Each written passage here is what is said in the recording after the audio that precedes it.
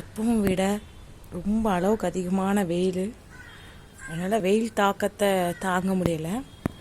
அதனால் மோர் அடிச்சிடலான்னு மோர் அடித்து வச்சிடலாம். வீட்டிலையே ஊற்றி வச்சேன் பசும்பால் தயிருங்க. பசும்பால் தயிர் இதில் தான் இப்போ மோர் அடிப்போம்.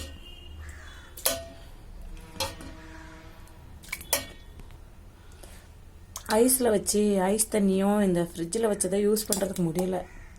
அப்படியே எச்சில் முழுங்க கூட முடியல, அந்தளவுக்கு தொண்டை வலியாக இருக்குது. அதனால் குளிர் சேரவும் மாட்டேங்குது, வெயிலுக்கு சூடு பிடிச்சிக்குது. அதனால் நைட்டுக்கு ஊற்றி வச்ச தயிர் இப்போ மோர் அடித்து வச்சிடலாம். வீட்டுக்கு வரவங்க அப்படியே குடிச்சிக்கிட்டோம். மோர் கடைஞ்சா ரொம்ப நல்லது தான். ஆனால் என்கிட்ட கடையிறதுக்கு மத்து இல்லை. அதனால் ஜாரில் போட்டு மிக்சியில் சுற்றிக்கலாம்.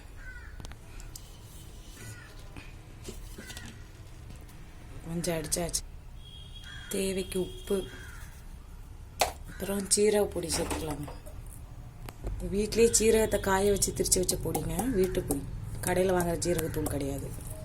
இதையும் போட்டுட்டு கொஞ்சமாக நம்ம தண்ணி சேர்த்து நீர் அடிச்சுக்கலாம்.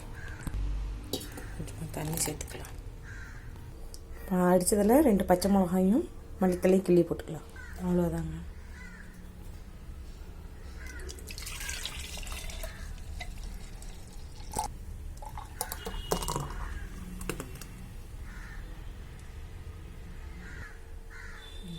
மோர் அவ்வளோதான். இது குடிக்கிறதுக்கு இன்னும் கொஞ்சம் நேரம் கழிச்சு இன்னொரு 1/2 லிட்டர் மோர் அடிச்சுக்கலாம். இது தீர்ந்ததுமே இந்த மோர் அடிச்சுக்கலாம். என்னோடய வீடியோ பிடிச்சிருந்துச்சுன்னா லைக் பண்ணுங்கள், கமெண்ட் பண்ணுங்கள்.